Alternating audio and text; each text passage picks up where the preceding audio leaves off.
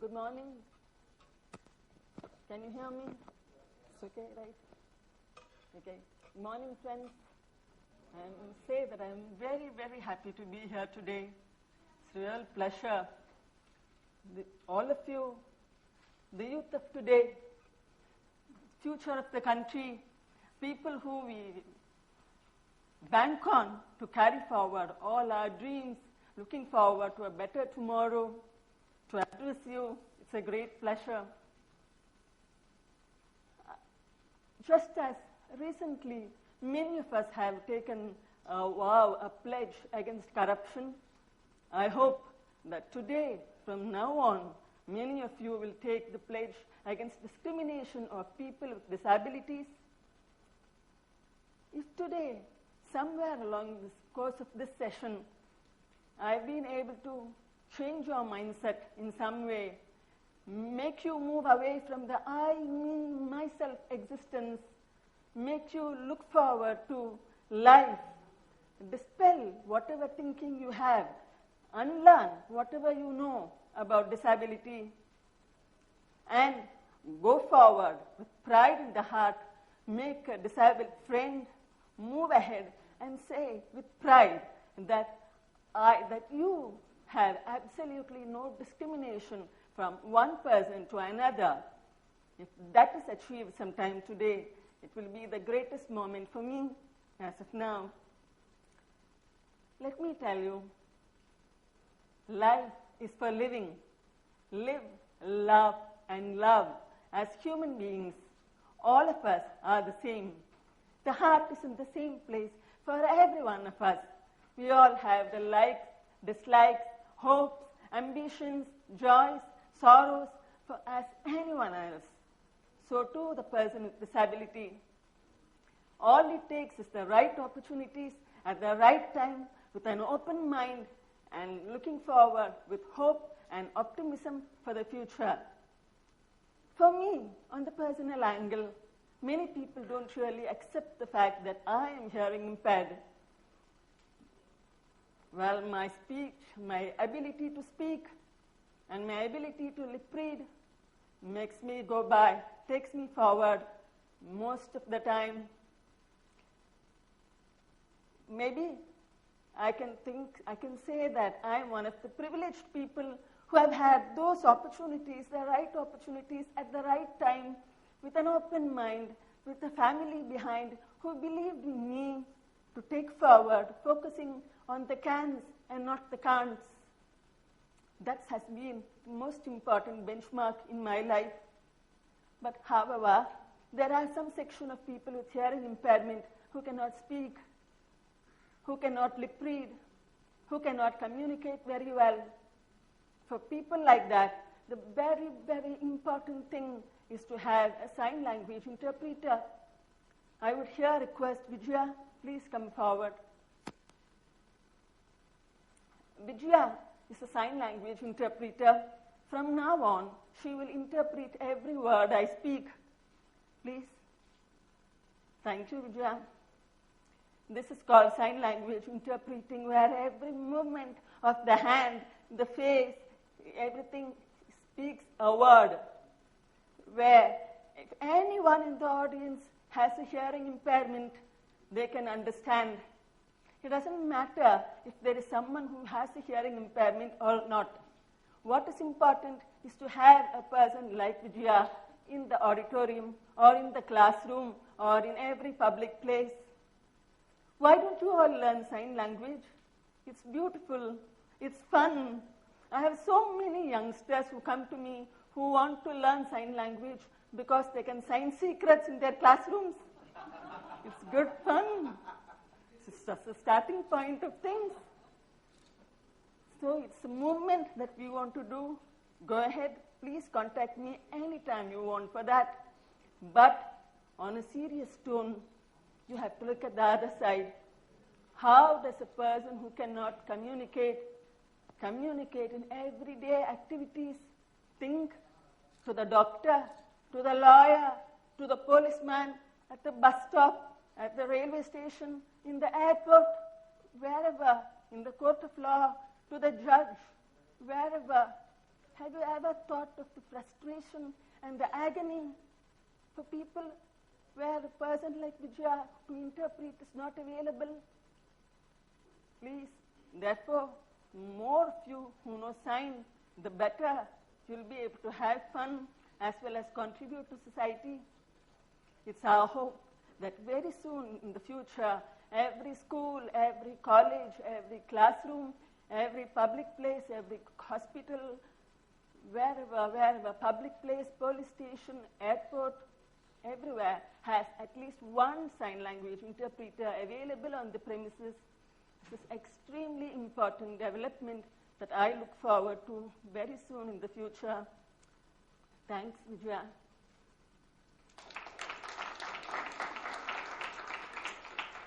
Now, this was access. Access for people with hearing impairment. What about other disabilities? We have every different requirements for every other disability. How many of your libraries have a braille section? How many of them have a large print text? How many people who are blind do you have in your classroom? Please think. There are 70 million people, more than that, people with disabilities in India, which is almost the size of a population of a small country. Why does a blind man have to wait for someone to come to read for her or read for him? Why can't he choose when and where he wants to read or write? It's your right. You need it. You are a citizen of the country. You are a member of society. Why do you have to wait for others? That is access that we speak of.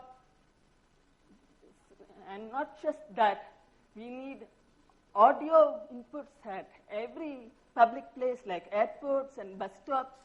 We need video for the hearing impaired in the same public places. All this is so very important, which we call absolutely living society. No man is an island. People need people. You help me, I help you. Help comes as a matter of course. As a person, you help any human being, not because he has a disability, but because that's how we live in society. I remember a friend of mine, Mr. George Abraham, once mentioned to me, George is blind. He happened to go to a 5-star hotel in Delhi, and when he went up the lift, he was so happy to find that the lift had the speech facility to say which floor the lift had stopped on. He was so thrilled that this facility was available in this hotel that he went and congratulated the hotel management, officials. Fine. 2 months later, he went back to the same hotel. The facility was missing. The lifts didn't give out the floors they stopped in any longer. Why? On asking the management, what do you think was the reply he got? He was told the other people in the hotel who used the lift thought that it was an insult to their intelligence to be told which floor the lift stopped. Hello? Don't tell me that people don't know that there are blind people in the country. The people need people. How do you think of that? So many things, small things that come together and make society as a whole, which is the beauty of everything, the joy of living, the joy of everything that we do. Here today, the philosophy of TEDx, to look beyond yourself, to think unconventionally, to think out of the box, that all assumes so much importance in this. You have to accept people. Well, what of the other disability? People with orthopedic impairment, people who wear calipers, or people who are on wheelchair. How do they go by bus? How do they travel by train? Where do they go? Where every step is like a mountain to be scaled. How does one live? You have to think. Everything is so important. I have here, just a moment. Would you please excuse me? Before I go to that, I'm sure many of you have heard the story of The fox and the stork. Your grandmothers and grandfathers must have told you about that story sometime, that fable where the fox invites the stork to home for dinner and places all the food, the milk, on a flat plate, which the stork with its long snout could not lick at. Now came the stork's turn to invite the fox home, to his home for dinner. This time, the stork placed the same food, that was the milk, but in a long-mouthed pitcher, which the fox with a short snout could not get at. So how do you say to that? That milk, which we call opportunities, what we need in life, it's all the same for all of us. That's the food of life for all of us. But how we present it, how we give it, that's where you present the opportunities. Some of us here are the foxes and some of us are the storks. That's all you have to think in life. Some of us need our milk on a plate. Some of us need the milk on a pitcher. That's all it takes. People with and without disabilities come together. I would now like to show you some short 1-minute films. Would you kindly play those films, please? I have those 1-minute films.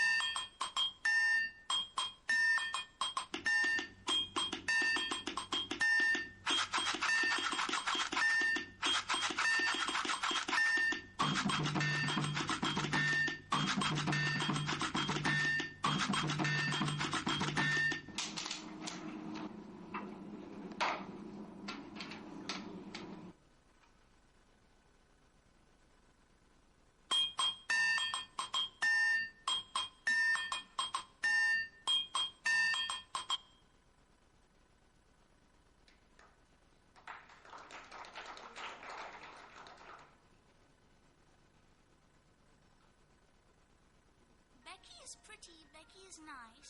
Sweet and witty, Becky is wise. Such an Anand Pele, her favorite she'd say. Becky likes all games, though she doesn't play. School, mall, cinema hall. Little Becky likes them all. But not the pity, not the stare, nor being known by a wheelchair. Jane can only study. She cannot draw or dance. Jude is good with music, but horrible with romance. There are some things we can, some things we cannot. So why is only Becky the odd one out?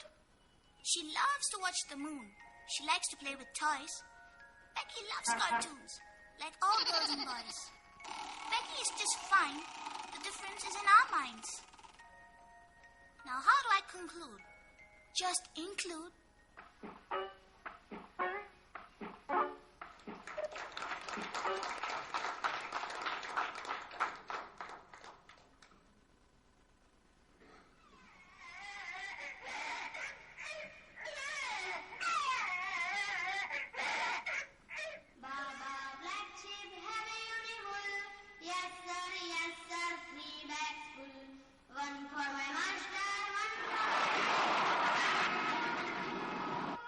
Energy can neither be created nor can it be destroyed.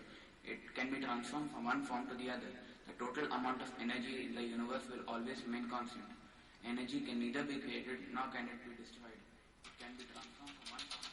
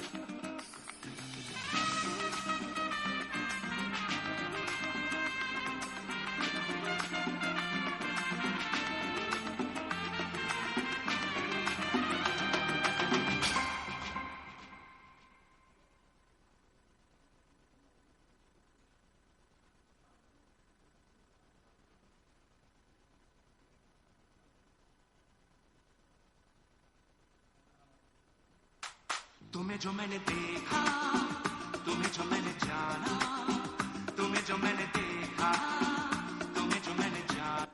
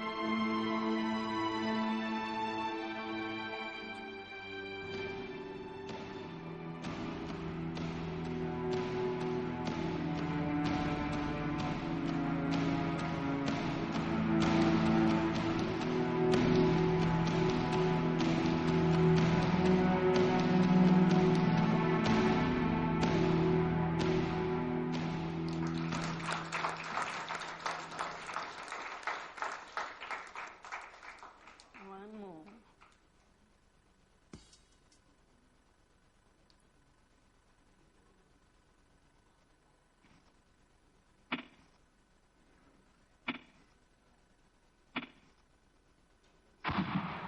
So, you're physically challenged.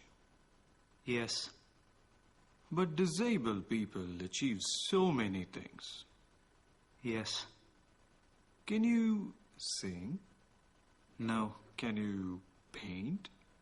No. Can you do some handicraft or something? No. Can you... Can you?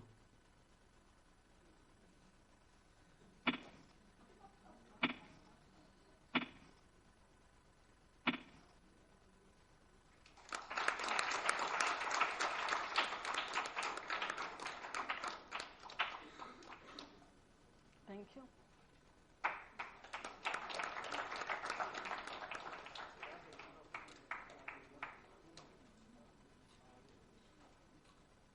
Beautiful films. This is a part of the competition section of the film festival we do every year. When you see things like this, what have you done to be included? Who are you to exclude others? Please think.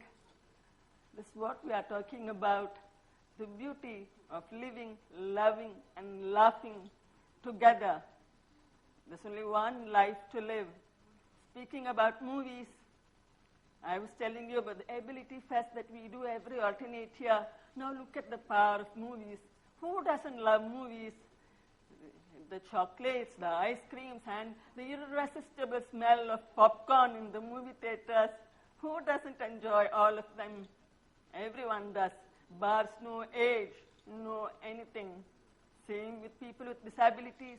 Now, how do people with disabilities enjoy a film fully? For people who use wheelchair, we make the theater accessible by putting the ramp outside. For people who cannot hear, you saw captions in every single film here, where the words, whatever is spoken aloud, has been printed and written down. So people who cannot hear, read the words and understand the dialogues very well. Now, what happens to the blind? How do the blind people enjoy movies? They watch movies too. They are movie buffs as well. But they enjoy only the dialogue part of these films. But that's not movies. So much happening on the screen. The laughter, the people walking up and down, the tears, the cars, the action. How do you enjoy all this? This we make possible today through a technology called audio description. Audio description is that in-between dialogue part which is described in a voice. Look at the beautiful flowers in bloom, the rainbows in the sky. Whatever happens there on the screen is spoken aloud. And this is something like the sports commentary that you hear on radio. Perhaps you can compare it to that, which when we make this possible for the movies, we have an FM transmitter made available that day. And through the FM on your mobile phones and earphones plugged with that, every blind person enjoys the movie beautifully. So much so that day, way back in 2009, Amir Khan gave us Tari Zameen Par to audio describe. And this time we had the recent blockbuster, Deiva Tirumagal, which was so beautifully audio described. There were people who are blind who didn't even want space inside the hall. They were happy sitting outside. They were enjoying watching the movie. Did you hear the latest movie? That is their thinking. But to make it possible, today technology makes all this possible. It's all these kind of thinking, making possible what people push away, which made me begin Ability Foundation. Well, it began 15 years ago with nothing but idealism and altruism. I told myself, if I succeed, well, good. If not, I'll go back to the job that I walked out of. I enjoyed that anyway. At least I would have tried. That was the beautiful way. But the beautiful things that happen, it's been a roller coaster ride all the time. The beautiful people I've met, the beautiful things that have happened have made all the tears and agonies and the ecstasies worthwhile.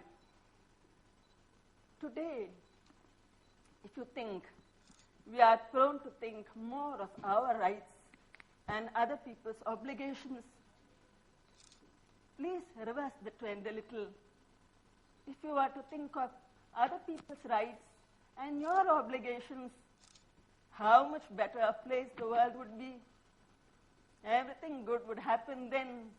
That's all it takes. Technology today has made the world very, very small. Man on the moon has become passé. We talk about stem cells implant very casually.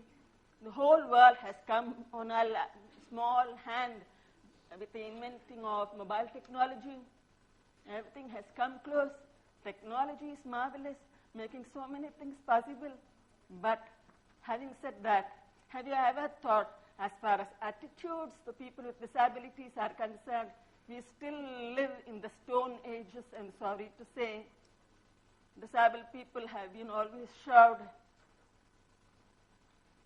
get back, stowed away. Please do keep this in mind. Open up your minds. A small thing, I end this session with a small thing that will perhaps make you think. There was a bunch of frogs which wanted to go up a narrow, steep pillar. This is a race to the top to that pillar. But the pillar was so steep that as the frogs went on moving up, they kept slipping down. The crowds around them went on shouting, come back, you can't do it. It's impossible, it's so steep, you'll kill yourself. So one by one, all these little frogs fell down. But one tiny little fella went on moving up and reached the top. He became the winner. What was it that made him stand out? All the others went to him to find out. What do you think was the answer he got? The winner was death. And therefore, he had not heard all the cries of, come down, you can't do it, etc. So therefore, I tell you, please be deaf to society's prejudices, be deaf to stereotype thinking, be deaf to all that you don't believe in. Thank you very much.